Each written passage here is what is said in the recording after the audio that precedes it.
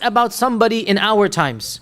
If he were to help an invading force, and this invading force is invading a Muslim land, and this Muslim helps him, maybe even is a part of that army. You understand, we're getting more and more political over here, right? Maybe sells them things, maybe works for them or their defense forces, or maybe does this and that, or he's a computer programmer working for the, the whole issue here comes in.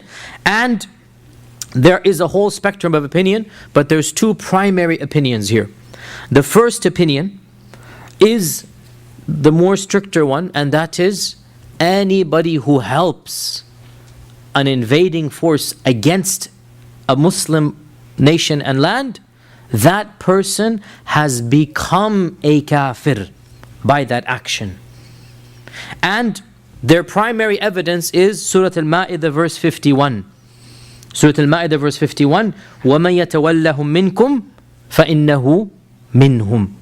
Whoever allies with them shall be one of them. وَمَن يَتَوَلَّهُم مِّنكُمْ فَإِنَّهُ مِنْهُمْ.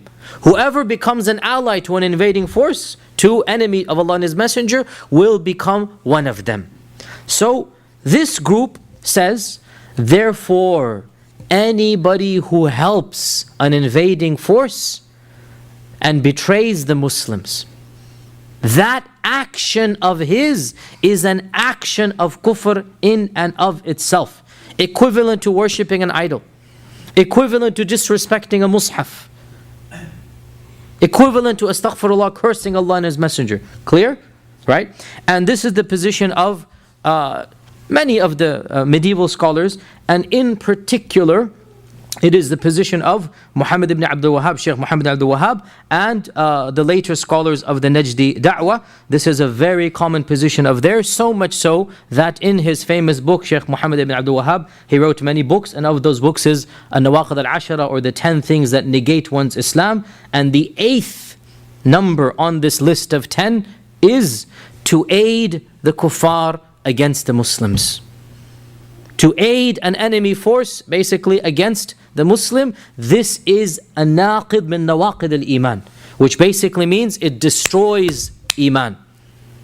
And this was also the opinion of the Egyptian Sheikh Ahmad Shakir, rahimahullah ta'ala, the famous muhaddith who passed away 1927 or something, 1930, basically in the early part of the last century. Ahmad Shakir, Sheikh Ahmad Shakir was obviously alive during the time of the British occupation of Egypt. Many people don't know this, and it's some of these facts need to be said very clearly, that Egypt was invaded by England, and England ruled Egypt directly and indirectly for almost a century. First Napoleon invaded in 1792, then Napoleon fled back and left, literally overnight he became scared. Basically he just abandoned it, and then the Brits invaded. The Brits overtook the country, and then they ruled it, and eventually King Farouk was overthrown because King Farouk was seen to be a vassal of the British. We talked a little bit about this in the 1914 lecture. The point being that Ahmad Shakir was alive at that time, and Ahmad Shakir wrote a fatwa that anybody who helped the British in any fashion or form, even by speech, that he approved of the British rule, or he did anything, such a person was a kafir murtad. And either he is very ignorant, and Allah might excuse him, or he will accept Islam again and repent. Otherwise, this person is a murtad who has left the fold of Islam. And that's a very harsh position, and it is a position that is held by many scholars in the past and in the present. Some amongst them, this group, and this is very popular in later Najdi circles, they separate between two concepts of tawalli and muwala. And they say tawalli and muwala are two separate things. This is very advanced stuff. I don't want to confuse you too much, but they say there are levels of cooperation. Let me put it this way. There's a higher level, and they call it tawalli, and that is kufr. And there's a lower level called muwala, and that is not kufr. And they give examples that tawalli would be to fight in the army or to be a spy. Muwala is to sell fruits and vegetables to the army, let's say.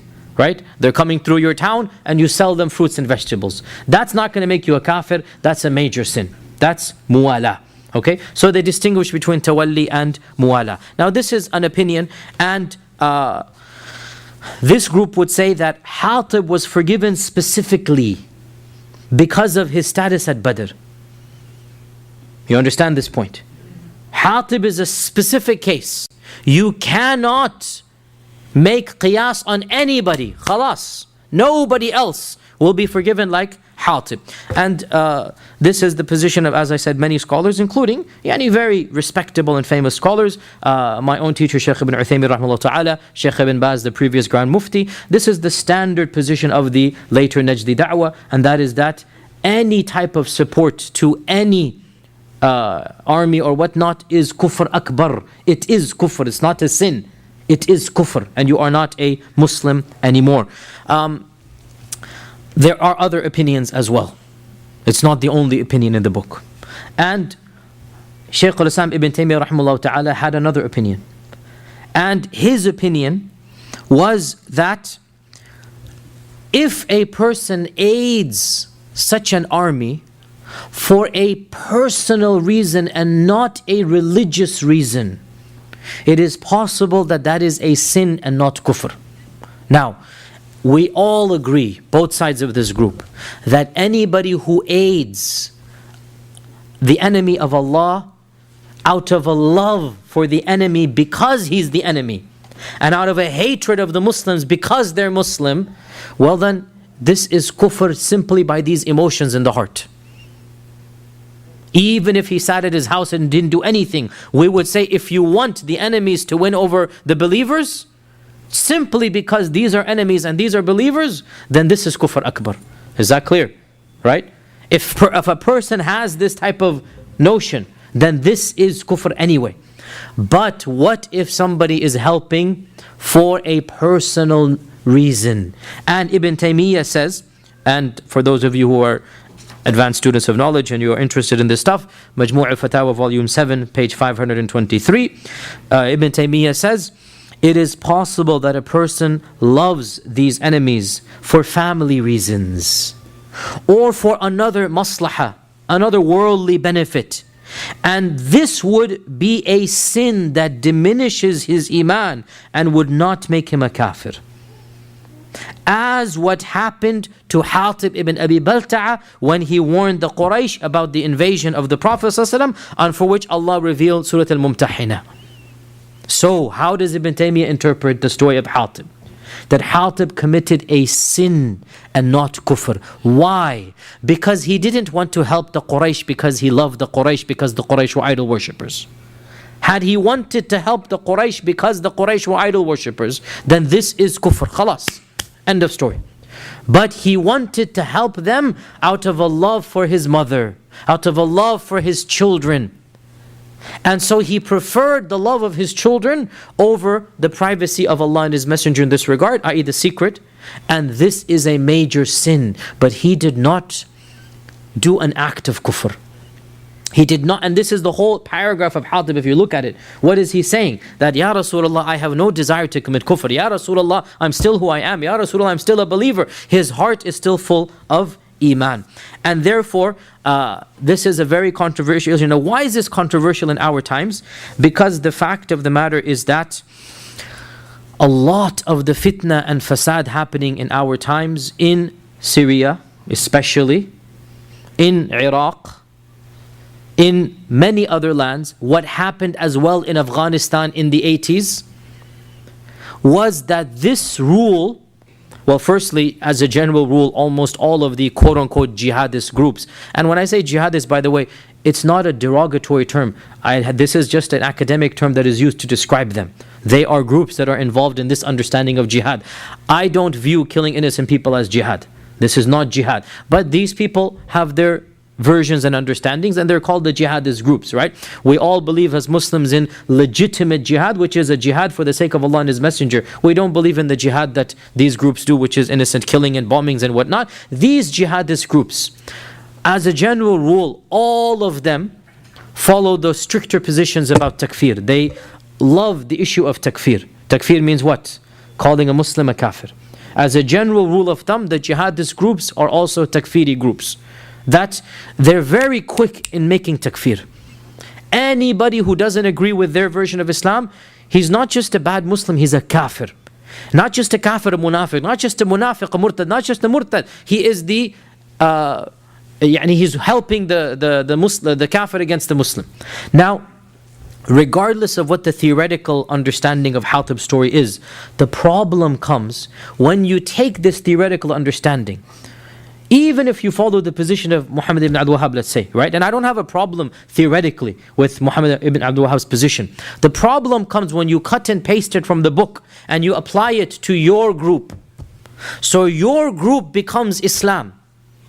And another group that is praying, practicing, following the Sharia, 5 times Salah, avoiding the major sins, because they don't agree with you, they become kafir. Right? And they might help another group against you. And this is what's happening in Syria, by the way, right? In Syria, we have the fanatical jihadist groups and we have the moderate groups.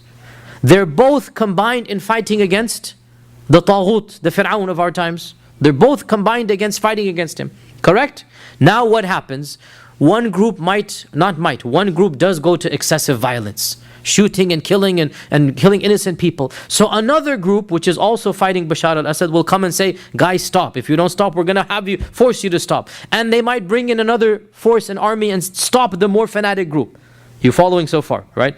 I obviously don't want to mention names at this stage, but you understand theoretically what I'm saying. Then what's going to happen? The more hardcore, the more fanatic group is going to invoke this principle. And they will say, you have aided a Muslim group by appealing to the UN, let's say. Okay?